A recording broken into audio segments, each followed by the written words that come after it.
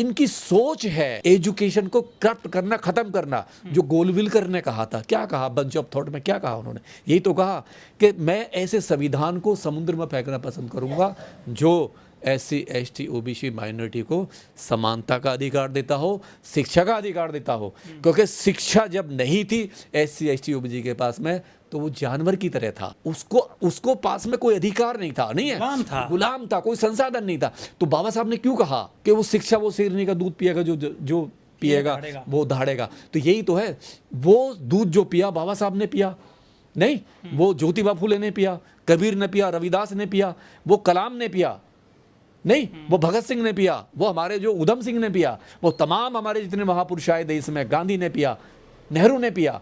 वो दूध ही तो है शेरनी का, जब वो तो दहाड़े पूरी दुनिया के अंदर। सवाल ये कि ये शिक्षा को जो तंत्र है उसको ख़त्म करने के लिए इन्होंने ये NTA बनाया, नहीं है, और NTA बना के जिस तरीके, और NTA जिम्मेदारी नहीं ले रहा। आज भी ये बेशर्म इतने हैं कि बच्चे परेशान है, डिप्रेशन में, सुसाइड कर रहे हैं। नीट में कितने बच्चों ने सुसाइड कर लिया? परीक्षा पे चर्चा ही तो करते हैं, परीक्षा पे सवाल पूछते हो, जवाब थोड़ी ना देते हो। सवाल ये जवाब तो देते ही नहीं आप बच्चों के। एक शिक्षा मंत्री था बिहार का, उससे पूछ लिया बच्चे ने सवाल, नहीं है इंग्लिश में, उसे इंग्लिश ही नहीं आती, नहीं है। सवाल ये कह रहा जी मैं जानता ही नहीं इसको। सवाल है शिक्षा मंत्री अनपढ़ ले आए आप, शिक्षा मंत्री जिसको शिक्षा का ABCD पता नहीं है। तो आप उस देश के शिक्षा के ढांचे को, जो 75 साल में जो लोगों ने देश को बनाया है ना, सरकार ने जो सरकारी स्कूल बनाए, प्राइवेट स्कूल बनाए और लोगों को शिक्षित किया, और हमारे देश का कहीं नाम हुआ, पूरी दुनिया में हमारे देश का डंका है, हमारे देश के लोग हैं वहाँ पे। लेकिन सवाल ये कि आज जिस तरीके से शिक्षा को बर्बाद कर रहे हैं, तो हमारा देश नीचे चला जाएगा। चाहे वो एजुकेशन हो, चाहे वो रोज़गार हो, चाहे पेट्रोल हो, डीजल हो, महंगाई हो, उसका जो दोषी है ना, ये चौथा स्तंभ है, ये चौथा पिलर, फोर्थ पिलर है। और ये पिलर में दीमक लग चुकी है, इसमें करप्शन की दीमक लग चुकी है, और इसका इलाज भी नहीं है।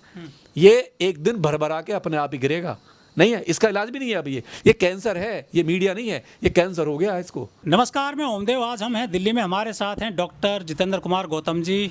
गौतम जी, हमारे देश में जितनी भी परीक्षाएं हो रही हैं, चाहे CBSE हो, चाहे नीट की हो, चाहे SSC GD की हो, या कोई भी दूसरी परीक्षाएं हो, वो कोई भी सफल नहीं हो पा रही है। पेपर लीक हो जाते हैं या पेपर लीक कर दिए जाते हैं, सब परेशान है। स्टूडेंट जो है पूरे साल मेहनत करते हैं, लेकिन बदले में उनको कुछ हासिल नहीं होता है। तो ये जो हमारे देश की सरकारें हैं, चाहे केंद्र की हो चाहे राज्यों की हो, ये परीक्षा क्यों नहीं करवा पाती हैं?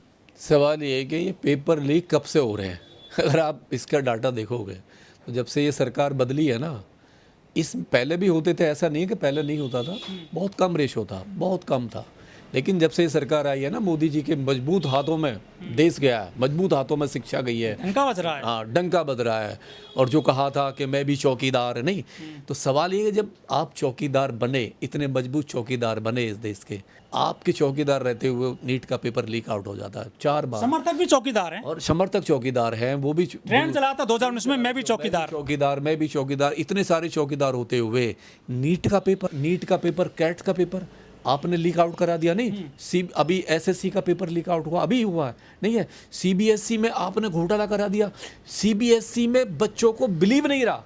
NTA जो आपने बनाया है ना, NTA इतना भ्रष्ट है, करप्शन है NTA में कि जो हमारे शिक्षा मंत्री है ना, प्रधान जी मतलब खुद माफी मांग रहे हैं। NTA मतलब नो ट्रांसपेरेंट। अब है ये नो वो सबसे पहले NTA आपने एक प्राइवेट संस्था को एजुकेशन दे दी आपने।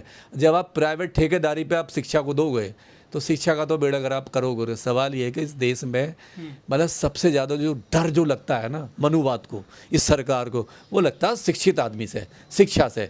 ये चाहते हैं कि शिक्षा जो है छीनी जाए, इनको गरीब बनाया जाए, बेरोजगार बनाया जाए, सवाल ना करें। एक एग्जाम्पल दे रहा हूँ आपके चैनल के माध्यम से। एक आपने श्री रविशंकर का नाम सुना है? नहीं, जो आर्ट ऑफ लिविंग चलाते हैं, वो भी गुरु है, अब मोदी साहब के गुरु हैं। अब सोचो एक आर्ट ऑफ लिविंग चलाने वाला एक आदमी जिसकी इतनी बड़ी रेस्पेक्ट हो, लोग उसको बड़ी इज्जत से देखते हैं, मोदी साहब गुरु कहते हैं। जयपुर में एक सम्मेलन हो रहा था शिक्षा को लेके, एजुकेशन पे एक महासम्मेलन था। तो महासम्मेलन में वो चीफ गेस्ट थे और उनका वक्तव्य मुझे आज भी याद है। उन पर केस भी हुआ, कोर्ट केस हुआ। उन्होंने कहा कि देश के जो सरकारी स्कूल हैं जितने भी, उनको सबको बंद कर देना चाहिए। उन स्कूलों में आतंकवादी पैदा होते हैं, नक्सली पैदा होते हैं। सवाल ये कि जिस एक विश्व गुरु की, एक जो शांति के मार्ग की बात करता हो और वो तमाम स्कूलों को बंद करने की बात कर रहा हो, आतंकवादी कह रहा हो, तो मैं भी सरकारी स्कूल से पढ़ा हूँ और तमाम वो लोग जो आज से 30 साल 20 साल पहले पढ़े इस देश में, IAS PCS doctor engineer scientist बने, अब्दुल कलाम तक सब सरकारी स्कूल से पढ़े, तो क्या वो सब आतंकवादी थे? दिल्ली दूरदर्शन का एक रिपोर्टर अशोक श्रीवास्तव उस बच्चे को कहता है तो पाकिस्तानी है। ये ऐसी सोच है यहाँ के पत्रकारों की, यही वजह है कि ये यहाँ की मीडिया 157वें नंबर पर आती है पूरी दुनिया में। देखिए हमारे देश की मीडिया का इस पे जो टैग लग चुका ना पूरी दुनिया में, ये इसको ना बनाना, वो कहते हैं बनाना मीडिया है, ये केवल बनाना मीडिया है, फेक मीडिया है। सवाल ये कि जो मीडिया वाले, उस बच्चे ने केवल इतना बोल दिया, नहीं है, एक गलती से निकला उसका, वो टेक्निकल वर्ड था, तो उसको पाकिस्तान का घोषित कर दिया। सवाल करो कि मतलब जब सरकार फंसने वाली है तो अब पाकिस्तान का नाम ले तो बहुत आसान है। जो सवाल करेगा वो इनके निशाने पर आएगा, चाहे नॉर्वे की पत्रकार हो, चाहे ये स्टूडेंट हो CBSE वाला। देखिए मोदी जी पत्रकारों से तो शुरू से डरते हैं, वो तो शुरू से डरते हैं, वो तो इंटरव्यू बंद कमरे में देते हैं, वो भी सुधीर को देंगे, नहीं है। सारे मीडिया वाले सवाल करते हैं विपक्ष से, आम जनता से सवाल करते हैं, सरकार से एक सवाल भी नहीं करता है। सरकार से कैसे करें? सरकार पहुंचे तो सही उन तक, सरकार तो भागती है। सरकार ऐसे भागती है मीडिया को देख के जैसे कोई मतलब एक अछूत की बीमारी होती है ना। चित्रा त्रिपाठी भी जो है फील्डिंग कर रही है सरकार की, कह रही है कि 7-8 रुपये बढ़े हैं पेट्रोल पर, कोई ज़्यादा असर नहीं पड़ा है, ऊपर ऊपर से देखा जाए तो। ऊपर की बात कर रही है, वो अंदर की बात नहीं कर रही है। सही तो कह रही है। जिस मीडिया ने 2000 नोट में चिप ढूंढ लियो, नहीं है, चिप ढूंढ लियो 2000 के नोट में, इंडिया टीवी वालों ने, नहीं है, उसने आज तक वालों ने चिप ढूंढ ली थी, नोट बना भी नहीं था, चिप ढूंढ ली थी उसकी, और सैटेलाइट से जोड़ देते उसको, सैटेलाइट से। तो ये चला नहीं इनका, और वो नोट चला भी नहीं। तो ये माफी, देखिए ये जो मीडिया है ना, ये 157 200 पे चला जाए, ये पैंती में जाएगा इस तरह से। पैंती में तो है ही है।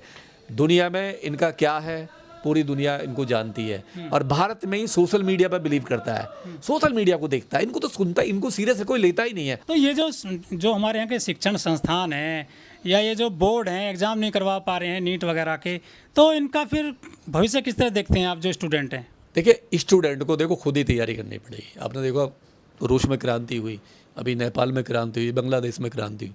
हमारे देश का जो युवा है ना, नहीं है, युवा जो है, इसको खुद सोचना पड़ेगा कि इसको अध्यात्म जाना है, इसको एक वो जो रास्ता है जो अखिलेश यादव दे रहे हैं, जो हमारे प्रेमानंद जी दे रहे हैं, योगेंद्र शास्त्री जी दे रहे हैं, जो तमाम धर्मगुरु दे रहे हैं, एक वो वाला रास्ता नहीं है, मोक्ष वाला, मोक्ष के रास्ते पे जाना, या साइंटिस्ट बनना है, डॉक्टर बनना है, या पुजारी बनना है, नहीं है, अंधभक्ति करनी है। जो रुपया है हमारे देश की मुद्रा, वो जो है गिरती ही जा रही है, लेकिन जो हमारे देश के पत्रकार हैं वो जो है इसके बारे में एक शब्द नहीं बोलते हैं, और देश की जनता को ही जो है इसके लिए दोषी करार दे रहे हैं। देखो अमदेव जी, प्रधानमंत्री का वो वक्तव्य सबको याद है, पूरी दुनिया में अब खूब चल रहा है, ठीक है। मोदी साहब ने कहा था कि जिस देश का प्रधानमंत्री गिरा हुआ होता है ना, उस देश का रुपया जो करेंसी गिर जाती है। तो उन्होंने करेंसी को प्रधानमंत्री की उससे जोड़ा था, रेस्पेक्ट से, और आज वो लोग सवाल पूछने को तैयार नहीं है। हमारी दुनिया में सबसे ज्यादा करेंसी डाउन जा रही है, पाकिस्तान से भी नीचे चले गए हम। सवाल ये कि पाकिस्तान से भी नीचे, बांग्लादेश से नीचे हमारा, मलेशिया, थाईलैंड, सिंगापुर, चीन, जिनको हम गुरुस गालियां देते हैं कि नींबू के लिए पैसा नहीं है, नमक के लिए पैसा नहीं है, आटे के लिए पैसा नहीं है, तेल के लिए पैसा, टमाटर के लिए नहीं है, टमाटर के वाले के पैसे नहीं है, उनकी करेंसी ऊपर जा रही है। वैल्यू, जिस देश की करेंसी ऊपर जाती है तो देश में उसका डॉलर, मतलब उसकी वैल्यू उतनी होती है। लेकिन मोदी जी 18 घंटे काम करते हैं, उसके बावजूद रुपए की कीमत क्यों गिर रही है? अब ये तो मीडिया बताएगा, मीडिया रुपया गिरने के फायदे बता रहा है। हाँ, नहीं कह दिया कि गिरेगी तो एकदम उठेगा। हाँ, रुपया, मीडिया जो नहीं, गोदी मीडिया, तभी तो कहते हैं ये कह रहा है कि जो रुपया के फायदे बताएगा, नोटबंदी के फायदे बताएगा, GST के फायदे बताएगा, 7 रुपये का पेट्रोल महंगा होगा उसके फायदा बता रही है। हाँ। एक वो चुनाव आयोग के जो ज्ञानेश के प्रत्येक भारतीय 10-10 हज़ार रुपये PM केयर फंड में डाले तो इससे 5 लाख करोड़ रुपए सरकार के पास आ जाएगा। सवाल ये है कि चुनाव आयोग को जिस तरीके से एक, अब तो वो मंत्री की तरह दर्जा मिल गया उनको, सरकार को बचा रहे हैं पूरी तरीके से। देखिए मीडिया हो या ये शिक्षा मंत्री हो या ये हो, इन्होंने एजुकेशन को बर्बाद करने के लिए ना पूरा ताकत लगा रखी है पूरी। वरना मंत्री ये कह रहे हैं कि पैसों को और गिरने दो नीचे, मतलब नीचे गिरेगा फिर एकदम छलांग लगाएगा, मेंढक की तरह ऊपर जाएगा। हाँ, ये जैसे मेंढक ये जैसे खुद छलांग लगाते हैं ना, मतलब चुनावों में, मतलब 200 रैली कर ली, 100 रैली कर ली, नहीं पेट्रोल सस्ता था तब तो सब कुछ आराम से चल रहा था, नहीं कोई महंगाई नहीं थी। बीजेपी एक नेता तो ये कह रहे हैं कि रुपये को जो है ना 1 से मत नापो, 2 रुपये कर दो। हाँ तो वो देखिए क्या डबल हो जाएगा ना। नहीं, इसमें एक एंगल है। केजरीवाल जी को मैं सल्यूट करता हूँ इसमें। केजरीवाल जी बड़े तार्किक आदमी है, बड़े विद्वान आदमी रहे। केजरीवाल जी ने गुजरात के इलेक्शन में कहा था विधानसभा में कि अगर हमारा देश का ना जो रुपया डाउन हो रहा है तो ये जो हमारे देश की ना वैल्यू बढ़ जाएगी, इस पे लक्ष्मी गणेश का फोटो लगा दो तो डॉलर से ऊपर चला जाएगा। तो मैंने कहा ना बड़े विद्वान लोग हैं, बड़े विद्वान हैं, आम आदमी पार्टी चलाते हैं, बड़े अपने आप को वो अम्बेडकरवादी शहीद भगत सिंह के चेले कहते हैं, लेकिन अंधविश्वास में नौजवानों को कैसे झोंकेंगे नहीं है। इस युवा पीढ़ी में जो युवा पीढ़ी है, जो साइंस की बात करिए, एजुकेशन की बात करिए, इसकी हड्डियों में कैसे दीमक लगाएंगे, तो वो इनसे पूछे, केजरीवाल जैसों से, अखिलेश जैसों से।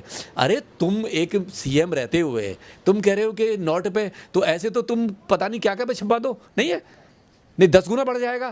तो इस सवाल ये कि ये लोग कौन है।